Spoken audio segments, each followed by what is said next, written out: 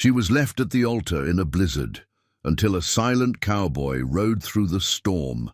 The chapel bells were supposed to ring at 3 o'clock on that December afternoon, but by 4:30, the only sound echoing through St. Mary's was the howling wind rattling the stained glass windows. Margaret Rose Whitmore stood frozen at the altar, her ivory silk dress now a cruel mockery of hope, her bouquet of winter roses wilting in her trembling hands.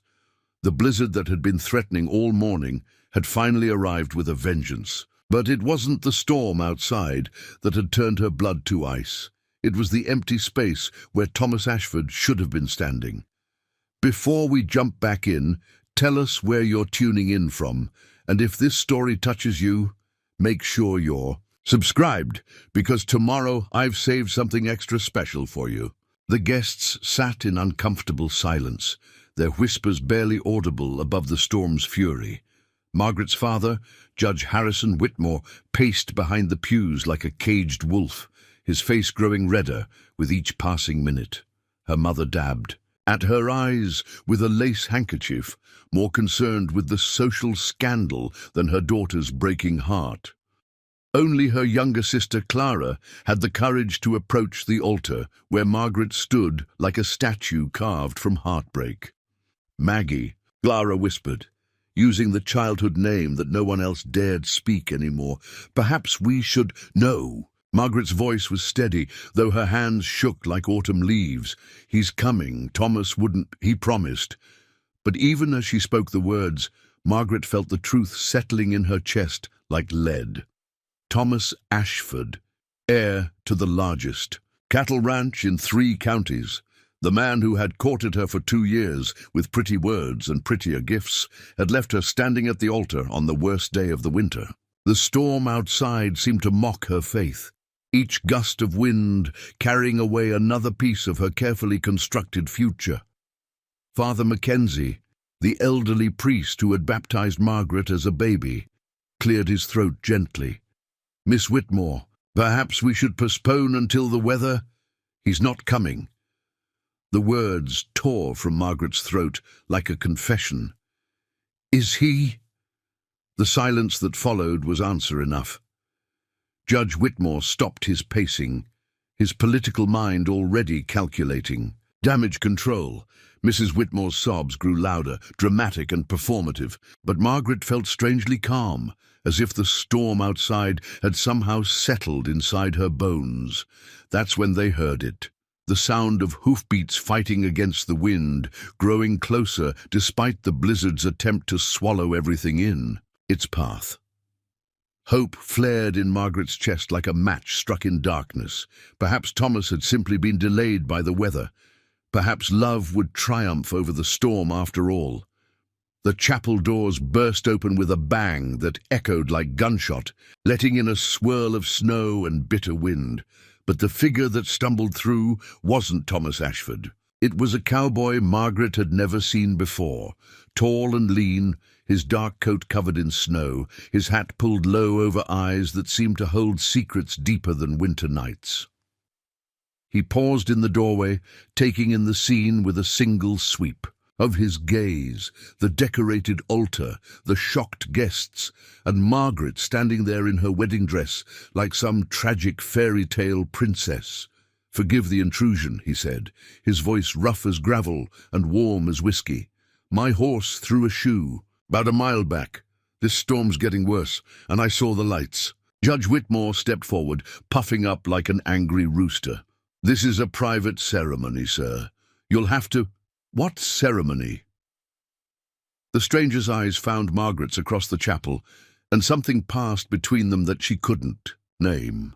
"Looks to me like a lady in distress." Heat flooded Margaret's cheeks. The humiliation of being abandoned was bad enough without a stranger witnessing her shame. She lifted her chin, calling upon every lesson in dignity her finishing school had tried to teach her. "I assure you, sir, there is no distress here," she said, though her voice wavered like candle flame. "My fiancé has simply been delayed by the weather." The cowboy studied her for a long moment, and Margaret had the unsettling feeling that he could see straight through her careful composure to the raw pain underneath. When he spoke again, his voice was gentler, though no less certain. "Ma'am, I've been riding through this storm for the better part of 2 hours. Ain't nobody else fool enough to be out in weather like this, not unless they're running from something or to something." The truth hit Margaret like a physical blow. Thomas wasn't delayed. He was gone. Had probably left town before the storm even started, using the weather as the perfect excuse for his cowardice. The man she had planned to spend her life with, who had promised to love and cherish her, had abandoned her at the altar rather than face the commitment he had claimed to. Aunt Margaret's carefully maintained composure finally cracked. The bouquet slipped from her numb fingers, scattering winter roses across the altar steps like fallen snow. Her knees buckled, and she would have collapsed entirely if Clara hadn't rushed forward to catch her. "That's quite enough," Judge Whitmore thundered, his voice echoing off the chapel walls. "Everyone out. The ceremony is postponed indefinitely." But the stranger didn't move. He stood there in the doorway like a guardian angel dressed in leather and snow, his dark eyes never leaving Margaret's face. When he spoke, his words were meant for her alone. "Sometimes the storm shows us who we really are," he said quietly, "and sometimes it shows us who everyone else really is, too." Margaret looked up from her sister's arms, meeting those knowing eyes across the chapel. In that moment, with her world crumbling around her and her future lying in pieces at her feet, she saw something in the stranger's gaze that Thomas had never offered her: understanding without judgment, strength without arrogance, and a quiet promise that some things in this world could still be depended upon. The stranger touched the brim of his hat in a gesture that was somehow both respectful and intimate. "Name's Daniel Steele, ma'am, and if you'll permit me to say so, any man fool enough to leave you standing here deserves whatever storm he's riding into." With that, he turned and walked back into the blizzard, leaving Margaret to wonder if she had imagined the whole encounter. But his words echoed in the sudden silence of the chapel, warming something deep inside her that the cold had nearly frozen solid.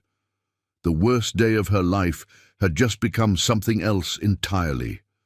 The first day of discovering who she really was, when everything she thought she knew was stripped away. She was left at the altar in a blizzard. Part 2. Margaret couldn't sleep. 3 days had passed since the disaster at St. Mary's Chapel, and every time she closed her eyes, she saw Daniel Steele standing in that doorway like some dark angel, sent to witness her humiliation.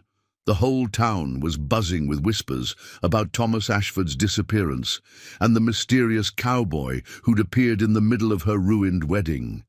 She pressed her face against the frost-covered window of her father's study, watching the snow continue to fall. The blizzard had finally stopped, but winter had settled over Cedar Falls like a thick blanket, trapping everyone inside with their secrets and shame.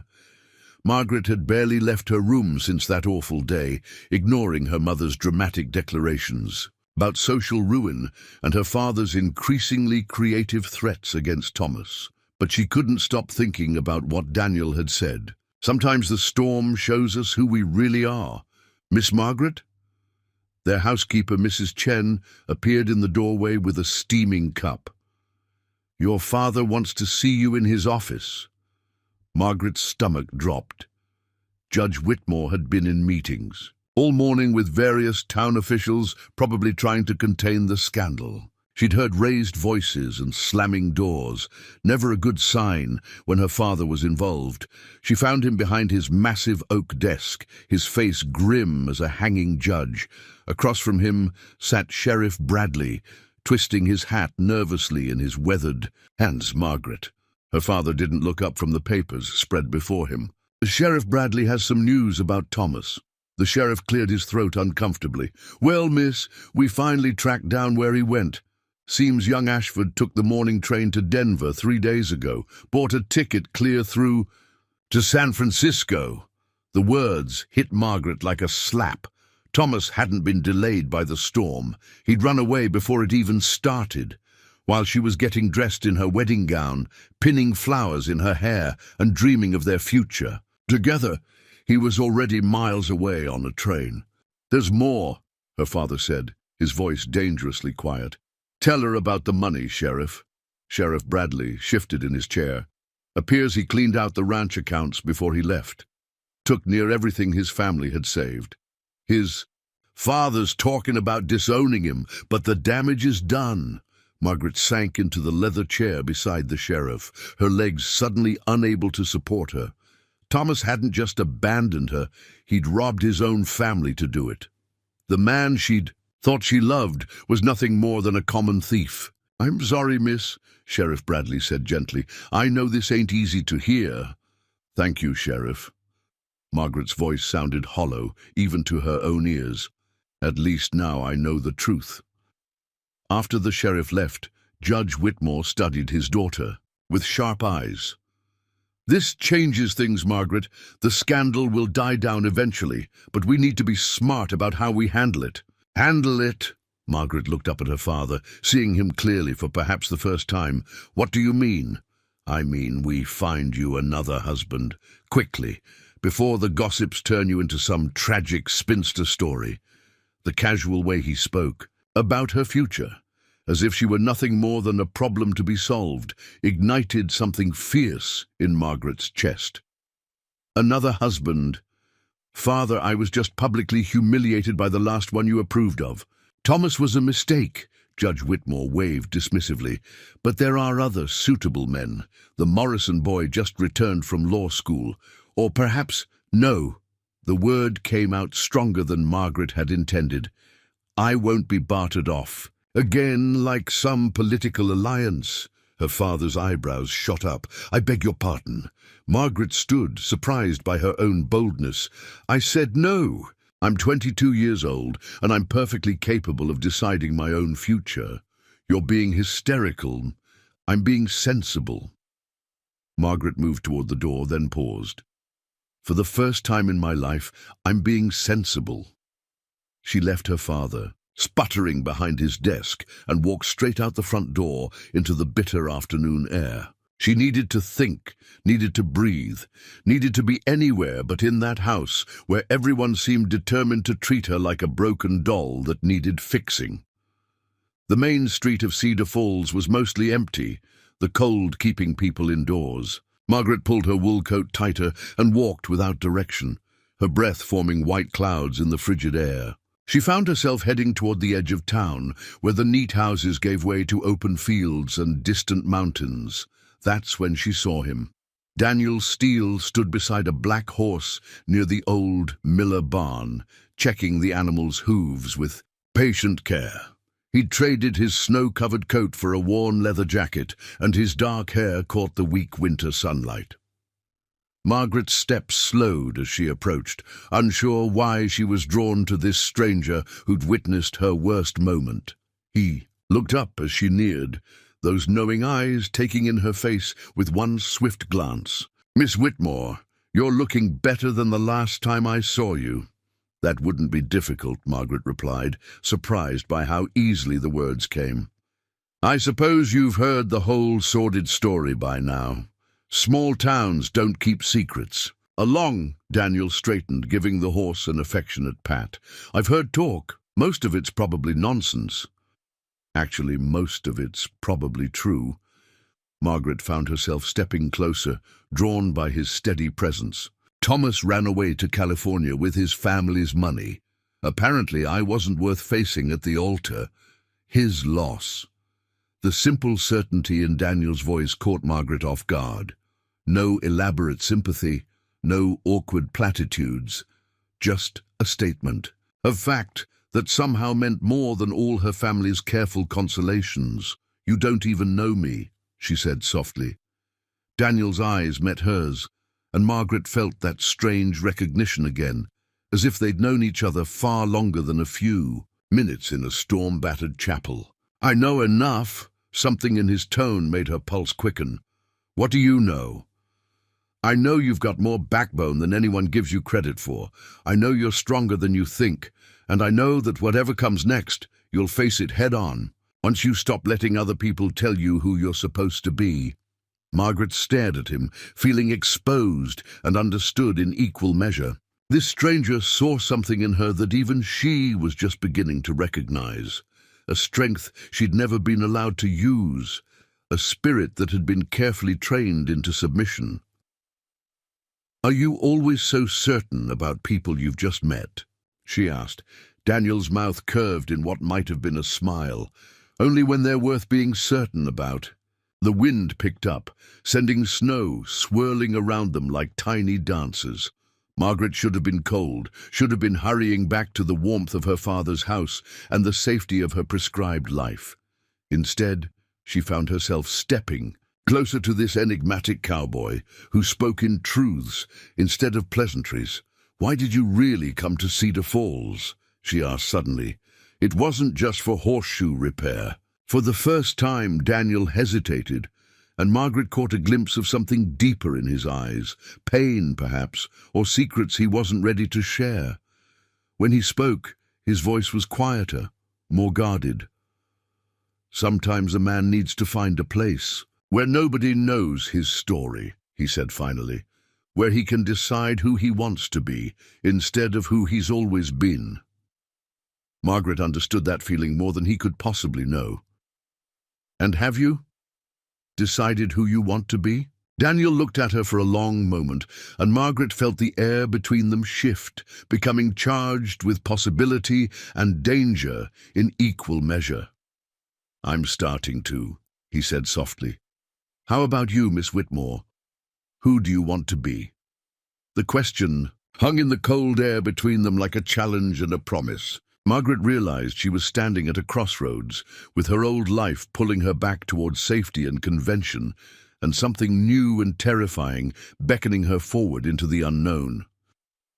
For the first time since Thomas had left her standing, at that altar, Margaret smiled, a real smile that came from somewhere deep inside her, somewhere that had been locked away for too long. "I'm not entirely sure yet," she said, meeting Daniel's gaze with newfound courage. "But I think I'm about to find out." She was left at the altar in a blizzard. Part 3. The gossip struck like vultures at dawn. Margaret discovered this the hard way when she walked into Henderson's general store the next morning and every conversation stopped dead. Mrs. Patterson clutched her shopping basket tighter. Young Mrs. Bell suddenly found the flour sacks fascinating. Even old Mr. Henderson himself couldn't meet her eyes as she approached the counter. "Morning, Miss Whitmore," he mumbled, his usual cheerful greeting replaced by awkward politeness. "What can I do for you? Coffee beans, please, and some of that imported tea Mother likes." Margaret kept her voice steady, though her cheeks burned. She'd known this would happen, the stares, the whispers, the sudden silences. What she hadn't expected was how much it would sting. Behind her she heard Mrs. Patterson's stage whisper to her companion. Shameful, really. First abandoned at the altar, now seen gallivanting around town with that drifter. What must her poor father think? Margaret's hands clenched into fists. Gallivanting. She'd had one conversation with Daniel, steel beside a barn, in broad daylight, with half the town able to see them. That's quite enough gossip for one morning, don't you think, ladies? Everyone turned toward the familiar voice. Clara Whitmore stood in the doorway, her usually sweet expression replaced by something sharp as winter steel. Margaret's younger sister might be only 19, but she had inherited their father's commanding presence when she chose to use it. "Clara," Margaret breathed, grateful beyond words. "Sister dear." Clara linked their arms with deliberate casualness. "Ready for our ride? Daniel Steele is waiting with the horses." Margaret blinked in surprise, but Clara's grip tightened in warning. "Of course," Margaret managed. "I was just finishing here." Mr. Henderson practically threw the coffee and tea into a bag, clearly eager to end the uncomfortable scene. As they left the store, Margaret could hear the gossip resuming before the door even closed behind them. "Daniel Steele is waiting with horses," Margaret whispered once they were outside. "Clara, what are you saving you from death by 1,000 whispers?" Clara replied briskly, "and giving this town something real to talk about instead of made-up scandals." They walked toward the edge of town where, incredibly, Daniel actually was waiting with 2 saddled horses. He touched his hat brim as they approached, but his eyes held a question. "Miss Clara thought you might need some air," he said carefully, "away from prying eyes." Margaret looked between her sister and this mysterious cowboy, realizing they'd somehow conspired to rescue her from her own humiliation. "How did you two even—" "I may have sought him out this morning," Clara admitted, without a trace of shame. "Someone needed to show this town that the Whitmore women don't cower in shame because some coward ran off to California." The simple defiance in her sister's voice sparked something fierce in Margaret's chest. Clara was right. She'd spent 3 days hiding like a wounded animal, while Thomas lived freely somewhere sunny and warm, with stolen money in his pockets. "Can you ride in that dress?" Daniel asked, nodding toward Margaret's practical wool skirt. "Better than most men in this town," Margaret replied, surprising herself with her boldness. It was true. She'd learned to ride almost before she could walk, though ladies weren't supposed to boast about such things. Daniel's eyes lit with genuine interest.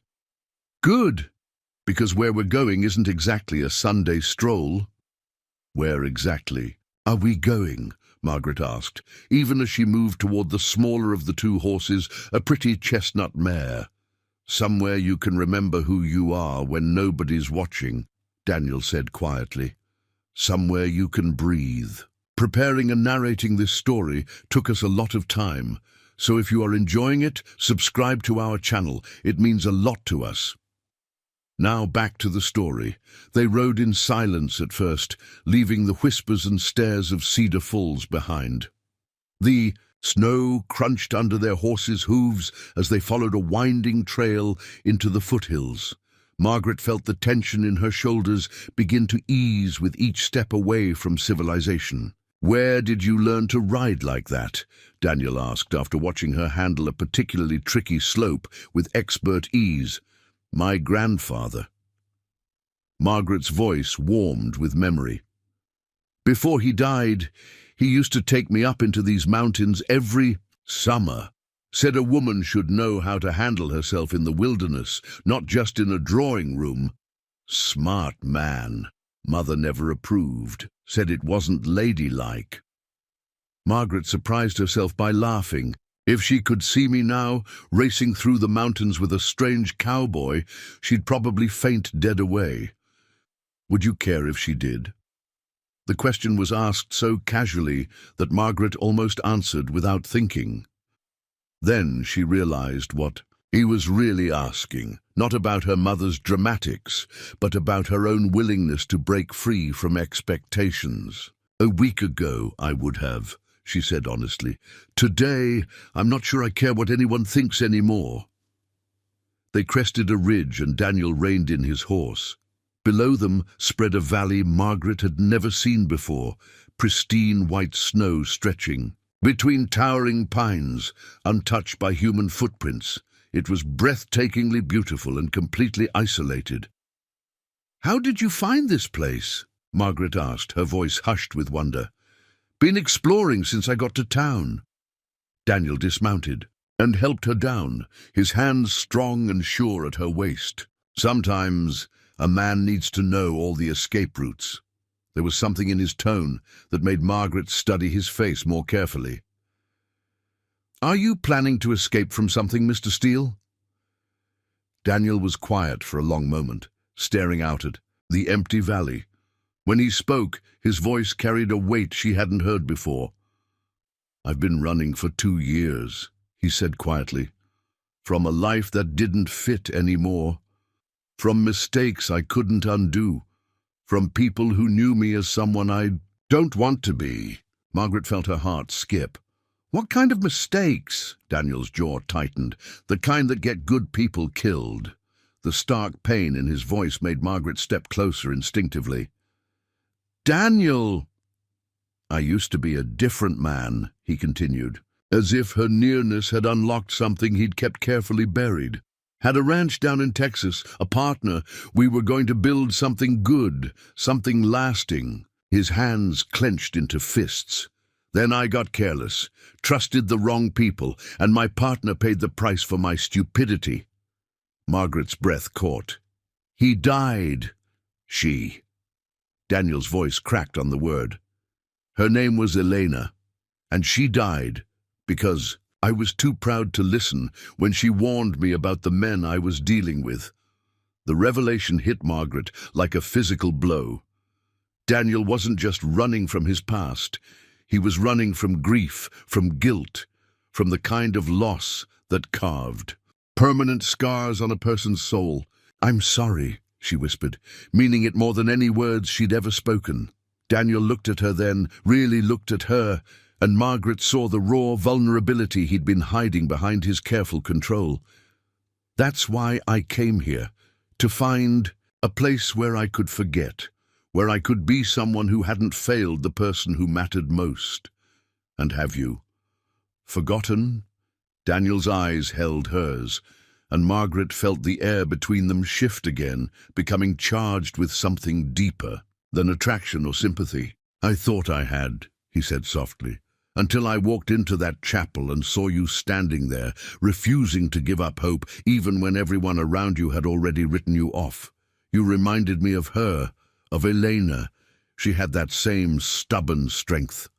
Margaret's heart hammered against her ribs. Is that why you're helping me? Because I remind you of someone else? Daniel stepped closer, close enough that she could see the flecks of gold in his dark eyes, close enough to feel the warmth radiating from his body in the cold mountain air. No, he said, his voice rough with honesty. That's not why. Then why? Daniel reached up slowly, giving her time to pull away, and touched her face with gentle fingers. Because you're not her, you're not anyone else. You're just Margaret, and that's enough, more than enough. The words hung between them, like a promise and a confession all at once. Margaret felt herself leaning into his touch, felt the careful wall she'd built around her heart beginning to crumble. Then Daniel's horse nickered nervously, breaking the spell. They both turned to see riders approaching through the trees, 4 men on horseback, moving fast and purposeful. Daniel's entire demeanor changed in an instant. The gentle man who'd been touching her face vanished, replaced by someone harder, more dangerous. Get behind me, he ordered, his hand dropping to the gun at his hip, a gun Margaret suddenly realized had always been there, though he'd kept it carefully hidden. Now. Daniel, what? Those men aren't here for a friendly chat, Daniel said grimly, his eyes never leaving the approaching riders. They're here for me. She was left at the altar in a blizzard. Part 5, Margaret's hands wouldn't stop shaking. They'd been riding back toward town for 20 minutes, and she still couldn't get them steady. Every shadow between the trees looked like Morrison's men. Circling back, every sound made her jump. The adrenaline that had carried her through the confrontation was wearing off, leaving behind the terrifying reality of what had just happened. She could have died today. They both could have died. You all right? Daniel's voice was gentle, concerned. He'd been watching her carefully since they left the valley. Fine, Margaret lied, then immediately felt foolish. This man had just seen her bluff 4 killers. Why? Was she still pretending to be someone she wasn't? Actually, no, I'm not fine at all. Daniel pulled his horse closer to hers. Want to talk about it? I keep thinking about what you said. About Elena. Margaret's voice came out smaller than she intended. About how you couldn't protect her. Daniel's jaw tightened. Margaret, what if Morrison comes back? What if next time he brings more men? What if... Her voice cracked, and she hated how weak she sounded. Hey. Daniel reached over and touched her hand, stopping the trembling for a moment. Look at me. She did, finding steady reassurance in his dark eyes. Morrison's a coward, Daniel said simply. He preys on people he thinks are weak or alone. Today he learned you're neither. But I am alone, Margaret whispered. Thomas left me. My parents see me as a problem to solve. Half the town thinks I'm a scandal waiting to happen. You're not alone. The quiet certainty in Daniel's voice made something warm unfurl in Margaret's chest. She found herself studying his face, the strong line of his jaw, the way his eyes crinkled slightly at the corners, the mouth that spoke such gentle truths. Daniel, she started, then stopped. How could she possibly say what was building inside her, that somewhere between the chapel and this mountain trail she'd started falling for a man she barely knew, that he made her feel braver and stronger than she'd ever been? What is it? Why did you really help me that day, in the chapel? The question had been burning in her mind since their first conversation. You could have just taken shelter and left, but you stayed. You said something about the storm, showing who people really are. Daniel was quiet for a long moment, his eyes fixed on the trail ahead. When he spoke, his voice was rougher than usual. Because I saw myself in that chapel, he said finally, standing there waiting for someone who was never coming back. Margaret's heart clenched. Elena? The day she died, I was supposed to meet her at the church in Millerville. We were going to get married, start fresh somewhere Morrison couldn't. Find us. His hands tightened on the reins. But I was late, got held up dealing with cattle thieves, thought the wedding could wait an hour. Oh, Daniel. By the time I got there, Morrison's brother had already... Daniel's voice broke slightly. She died waiting for me, just like you were waiting for Thomas. Margaret felt tears sting her eyes. No wonder he'd looked at her with such understanding that day. He'd seen his own pain reflected in her abandoned hope. That's why you stayed, she said softly. Because you couldn't save her, but you could save me. Maybe. Or maybe I just couldn't stand to see another good person hurt by someone else's cowardice. They rode in comfortable silence for a while, each lost in their own thoughts. Margaret found herself watching Daniel from the corner of her eye, seeing him not as the mysterious stranger who'd rescued her, but as a man carrying wounds that matched her own. Can I ask you something? She said, as they reached the outskirts of Cedar Falls. Shoot. Do you ever think about staying, not running anymore? Daniel's horse nickered softly, as if sensing the tension in the question. Why would I stay? Margaret's cheeks burned, but she forced herself to be honest. Because maybe some of us don't want you to go. The words hung between them like a challenge. Daniel reined in his horse, turning to face her fully. Margaret, I know it's forward of me. She rushed on before she lost her nerve. I know ladies aren't supposed to say such things, but I'm tired of pretending to be someone I'm not. I'm tired of waiting for other people to decide my future. What are you saying? Margaret took a deep breath, calling on the same courage that had faced down Morrison's guns. I'm saying that Thomas leaving was the best thing that ever happened. To me, because if he hadn't, I never would have met you. Daniel's eyes searched her face. You don't know what you're asking. I'm not a settling down kind of man. I'm not safe or respectable or any of the things a judge's daughter should want. Maybe I don't want safe, Margaret said, surprising herself with her boldness. Maybe I want someone who sees who I really am, instead of who I'm supposed to be.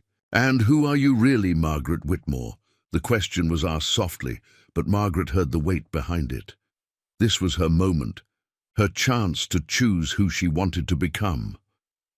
I'm someone who can face down killers and sleep soundly afterward, she said slowly, working out the truth as she spoke it. Someone who'd rather live dangerously with the right person than safely with the wrong one. Someone who's tired of letting other people write her story. Daniel studied her face for a long moment, and Margaret held her breath. Then, slowly, he smiled. Not the careful half-smile she'd seen before, but something real and warm and full of possibility. In that case, he said quietly, maybe I could think about staying. For a while, Margaret's heart soared, but before she could respond, they heard hoofbeats approaching fast from town. Clara appeared around the bend, riding hard, her face flushed with excitement and worry. "Margaret, thank God you're safe." Clara pulled up beside them, breathing hard. "Father's been looking everywhere for you. There are men in town asking questions. About Daniel." Daniel went very still. "What kind of men?" "The kind with badges," Clara said grimly. "They claim there's a warrant out for your arrest, something about murder in Texas." Margaret felt the bottom drop out of her world. Morrison hadn't given up after all. He'd just changed tactics. If he couldn't kill Daniel outright, he'd use the law to do it for him. "How long do we have?" Daniel asked, his voice calm despite the danger. "Maybe an hour before they organize a search party," Clara replied. "Father's trying to slow them down, but he can only do so much." Daniel nodded, already calculating odds and options. "I need to go tonight." "No." The word tore from Margaret's throat before she could stop it. "There has to be another way. Margaret, if they arrest me, then we'll fight it. In court, with lawyers and evidence and the truth." Margaret's voice grew stronger as an idea began to form. "You said Elena's father's land deed proves Morrison's motives. That could be evidence. You want me to stand trial? Risk hanging on? The chance a jury believes my story over Morrison's?" Margaret reached for his hand, holding it tight. "I want you to trust me. Trust that some things are worth fighting for instead of running from." Daniel looked at their joined hands, then back at her face. In his eyes, Margaret saw a man at war with himself, the part that wanted to run warring with the part that was tired of being alone. "If I stay," he said quietly, "if I fight this and lose, then at least you'll know you tried," Margaret finished, "and you won't be facing it alone." The decision hung between them, heavy with consequence. In the distance, they could hear voices, calling, searchers beginning to spread out from town. Daniel squeezed her hand once, then let go. "Tell me you have a plan." Margaret smiled, feeling that fierce courage rise up in her again. "As a matter of fact, I do."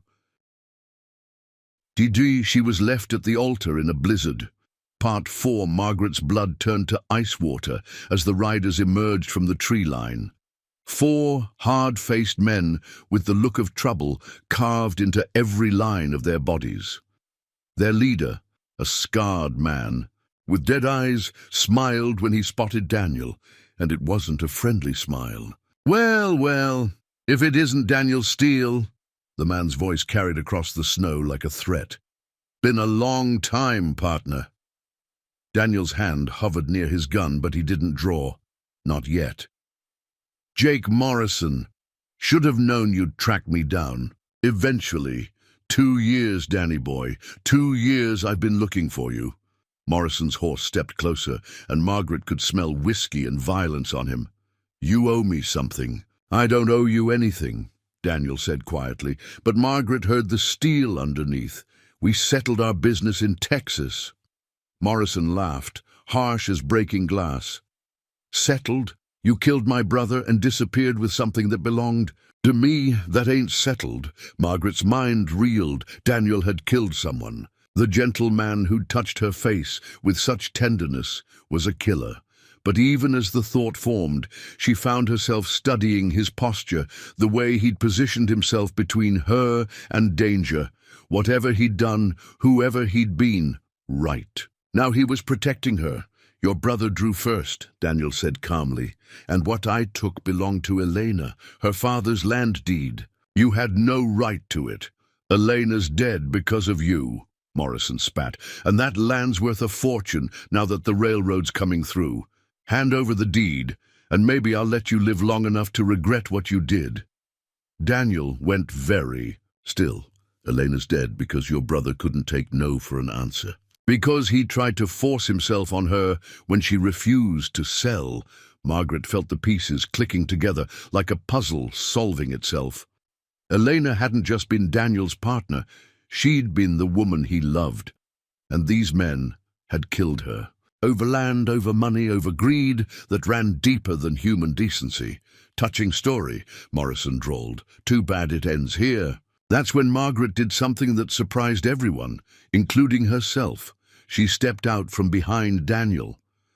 "Actually," she said, her voice carrying every ounce of her father's courtroom authority, "I think it ends with you riding back. Where you came from." Morrison's eyebrows shot up. "Well now, pretty little thing, ain't you? This your new woman, Danny? Got yourself a real lady this time." Heat flooded Margaret's cheeks, but she didn't back down. "I'm Judge Harrison Whitmore's daughter, and unless you want half the county's law enforcement hunting you down, I suggest you reconsider whatever you're planning." For the first time, uncertainty flickered across Morrison's face. Everyone in 3 counties knew Judge Whitmore's reputation, but uncertainty wasn't the same as retreat. "Judges' daughters can have accidents too," Morrison said slowly, "especially when they're riding alone with dangerous men." Daniel's gun cleared leather faster than Margaret could blink. "Touch her, and I'll put you in the ground next to your brother." The other 3 riders spread out, hands dropping to their weapons. Margaret realized with crystal clarity that she was about to watch the man who'd shown her kindness die defending her honor. The thought made something fierce and protective roar to life in her chest. "Wait." Margaret's voice cut through the tension. "Like a blade. Before you start shooting, there's something you should know." Morrison held up a hand, curious despite himself. "What's that, darling?" Margaret looked directly at Daniel, hoping he'd understand what she was about to do. "The land deed you're looking for, it's not worth anything anymore." "What?" Morrison's voice sharpened. "The railroad changed its route 3 months ago," Margaret continued, the lie flowing smoothly from her lips. "They're going 20 miles south now, through Morrison Valley instead." She paused, letting that sink in. "Didn't you say your name was Morrison? How unfortunate for you." It was a desperate bluff, but Morrison's face told her it had hit home. His confidence wavered as he processed the implications. Had he been chasing a worthless piece of paper for 2 years? "You're lying," he said, but doubt crept into his voice. "Am I? When was the last time you were in Austin? Talked to the railroad officials? Checked the new survey maps?" Margaret's voice grew stronger with each question. "My father handles legal affairs for the territory. He'd know." Daniel caught on to her game. "She's right, Jake. Elena's land is worthless now. Has been for months. You've been chasing ghosts." Morrison's face twisted with rage and uncertainty. He'd come here expecting an easy confrontation, not complications and questions that made his prize seem worthless. "Even if that's true," he snarled, "you still killed my brother." "In self-defense," Daniel replied steadily. "And you know it." The standoff stretched taut as a wire.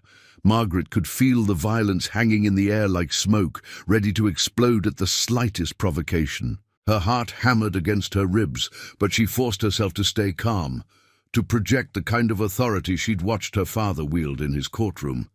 Then one of Morrison's men shifted nervously in his saddle. "Jake, maybe we should—" "Shut up," Morrison snapped, but Margaret could see the doubt eating at him. 2 years of hunting, months of following cold trails, and for what? Worthless land and a revenge that might cost him everything? "You've got a choice, Mr. Morrison," Margaret said quietly. "You can start shooting and bring down the law of 3 counties on your head, or you can ride away and pretend you never found us." Morrison stared at her for a long moment, his dead eyes calculating odds and consequences. Finally, he spat in the snow and jerked his reins. "This isn't over, Steele," he called as he wheeled his horse around. "Not by a long shot." But he was riding away, his men following, and Margaret felt her knees go weak with relief. They'd done it. Somehow, impossibly, they'd talked their way out of a gunfight. Daniel holstered his weapon with careful precision, his eyes never leaving the retreating riders until they disappeared into the trees. Only then did he turn to Margaret, his face a mixture of admiration and disbelief. "That was either the bravest thing I've ever seen," he said quietly, "or the most foolish." "Probably both," Margaret admitted, suddenly aware that her hands were shaking. "Was I right about the railroad?" Daniel's mouth quirked in what might have been a smile. Haven't got the faintest idea, but it sounded convincing as hell. Margaret started to laugh, a slightly hysterical sound that bubbled up from somewhere deep inside her. She'd just faced down 4 armed killers with nothing but a silver tongue and her father's reputation. The proper judge's daughter who'd been abandoned at the altar had somehow turned into someone who could stare death in the eye and bluff her way to safety. "We should go," Daniel said, scanning the trees where Morrison's gang had disappeared. "They might come back, and next time they'll be ready for tricks." Margaret nodded, letting him help her back onto her horse. But as they rode away from the valley, she couldn't stop thinking about what she'd learned. Daniel Steele wasn't just a mysterious cowboy with a tragic past. He was a man being hunted for defending the woman he loved. A man carrying a land deed that might be worthless but had already cost lives, Daniel, she said as they reached the main trail back to town. What really happened in Texas? He was quiet for so long she thought he wouldn't answer. When he finally spoke, his voice was raw with remembered pain.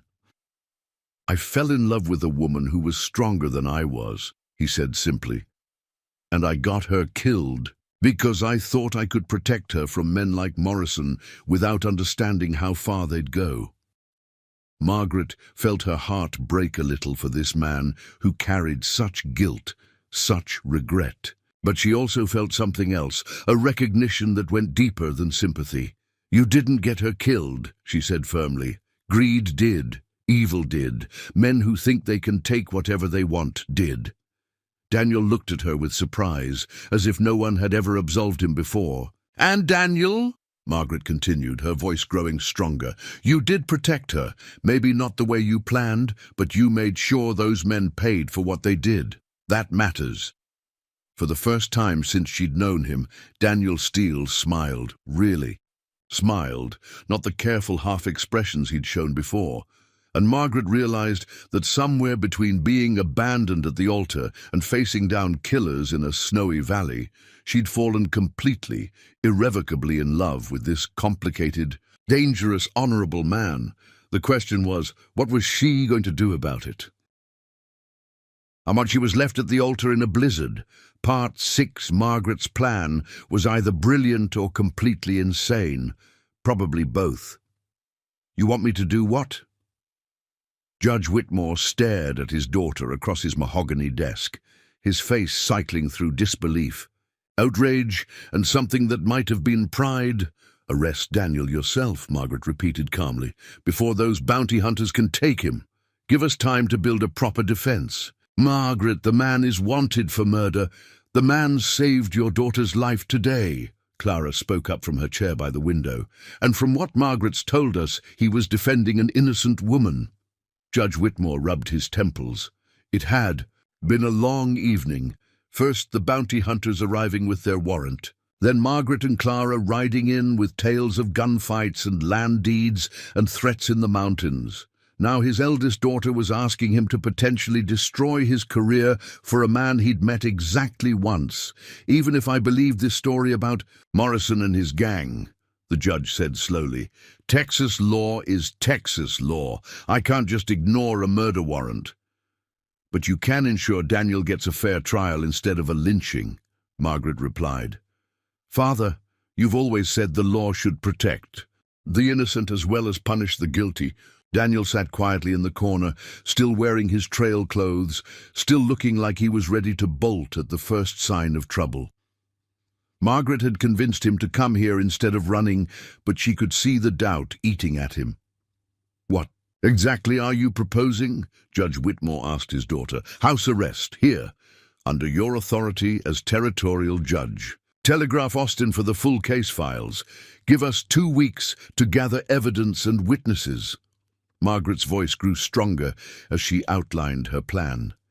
"If we can prove Morrison's gang killed Eleanor and that Daniel acted in self-defense, the charges disappear. And if you can't prove it," Margaret met her father's eyes steadily, "then Daniel faces trial with proper legal representation instead of a rope in some back alley." Judge Whitmore was quiet for a long moment, studying his daughter. Margaret had always been strong-willed, but this was different.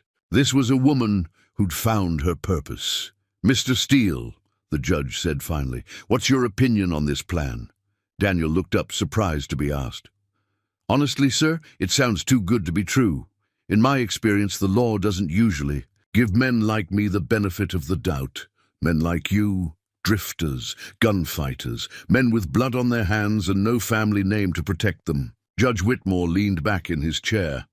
"And yet my daughter seems to think you're worth protecting. Both my daughters, actually." He glanced at Clara, who nodded firmly. "They're good judges of character. Better than me, anyway," Margaret said quietly. "I thought Thomas was a good man." "Thomas was a politician," her father replied with the first hint of humor he'd shown all evening. "Different species entirely." Despite everything, Margaret found herself smiling. "So you'll do it? You'll help us?" Judge Whitmore sighed heavily. "Against my better judgment, yes, but there are conditions." Daniel straightened. "Name them." "First, you don't leave this house without my permission. Second, you tell me everything, and I mean everything, about what happened in Texas. Third," the judge's eyes shifted to Margaret, "you explain to me why my daughter is willing to risk her reputation for a man she met a week ago." Margaret felt heat flood her cheeks, but she didn't look away, because sometimes a week is long enough to see who someone really is. And sometimes the person who saves you isn't the one you expected. Her father studied her face for a moment, then nodded slowly. "Fair enough. Clara, go tell Marshal Bradley that Mr. Steele is in my custody pending review of the charges. Margaret, help me draft a telegram to Austin. Mr. Steele," he paused, "welcome to the Whitmore house. Try not to make me regret this." The next 2 weeks passed in a blur of legal documents, telegraphs, and tense waiting. Daniel told his story a dozen times to Margaret's father, each detail examined and cross-referenced. Clara proved surprisingly helpful at gathering information, using her social connections to learn more about Morrison's activities in Texas. Margaret threw herself into the case with an intensity that surprised everyone, including herself. She discovered she had a talent for legal research, for finding the small details that could make or break a defense. More importantly, she discovered she had a passion for fighting injustice. "You should have been a lawyer," Daniel said one evening, as they sat in the parlor, surrounded by case files and law books. "Women can't be lawyers," Margaret replied absently, making notes in the margin of a legal precedent. "Says who?" Margaret looked up, struck by the simple question. "Says everyone, I suppose. It's just not done. Neither is facing down armed killers or convincing a judge to arrest someone for their own protection," Daniel pointed out. "Seems to me you've been doing a lot of things that aren't done." Margaret set down her pen, really looking at him. 2 weeks of seeing him every day had only deepened her feelings. Not just the attraction, though that was certainly there, but something deeper.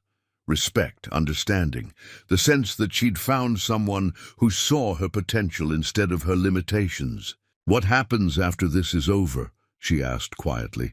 "After we prove your innocence?" Daniel was silent for a moment. "I haven't thought that far ahead. For 2 years I've just been focused on surviving, on running. I'm not sure I remember how to plan for a future. Maybe it's time to learn." Before Daniel could respond, Judge Whitmore entered the parlor, his face grim. Margaret's stomach dropped. "Bad news, then. The final telegraph came from Austin," her father said, without preamble. "The good news is we found witnesses who can testify about Morrison's threats against Elena. The bad news is Morrison's already fled Texas. Warrant's been issued for his arrest, but he's in the wind." "What does that mean for Daniel?" Margaret asked. "It means the murder charges have been dropped," Judge Whitmore said, and Margaret felt her heart leap. "But it also means Morrison's still out there, still dangerous." Daniel stood slowly. "So I'm free to go?" "Legally, yes." Judge Whitmore studied the younger man. Question is, where will you go? Daniel looked at Margaret, and she saw the uncertainty in his eyes. Freedom also meant choice. He could leave Cedar Falls, disappear into the wilderness, start over somewhere, new or... "I've been thinking," Daniel said slowly, "about what you said, about remembering how to plan for a future." Margaret held her breath. "This town could use a good blacksmith," Daniel continued. "Someone who knows horses and metalwork, someone who's not afraid of hard work or complicated situations." "Are you applying for a job, Mr. Steele?" Judge Whitmore asked, though Margaret detected a hint of amusement in his voice. "Actually, sir, I'm applying for permission to court your daughter." The words hung in the parlor like a promise. Margaret felt her world tilt and resettle into something entirely new. This wasn't the desperate declaration of a man with nothing to lose. This was a careful, considered choice made by someone who decided to stop running. Judge Whitmore looked between Daniel and Margaret, seeing the hope in his daughter's face, the determination in the young man's posture. "Well," he said finally, "I suppose Cedar Falls could use a blacksmith, and Margaret could use someone who appreciates her unusual talents." Margaret's smile felt like sunrise. Outside, snow was falling again, but this time it looked like benediction instead of burial. The storm that had brought Daniel into her life was finally over, replaced by something warmer and more lasting. "Just one more thing," Judge Whitmore added. "The next wedding in this family better end with an actual ceremony. I'm too old for this much excitement." Margaret laughed, reaching for Daniel's hand. "I think we can manage that." 6 months later, as spring returned to Cedar Falls, Margaret Rose Whitmore became Margaret Rose Steele in the same chapel where she'd once been abandoned. But this time, the groom was waiting at the altar with steady eyes and gentle hands, ready to promise her not just his name, but his future. And this time, the bells rang exactly on schedule. The storm that had nearly destroyed her had instead brought her home. Up next, you've got 2 more standout stories right on your screen. If this one hit the mark, you won't want to pass these up. Just click and check them out, and don't forget to subscribe and turn on the notification bell so you don't miss any upload from us.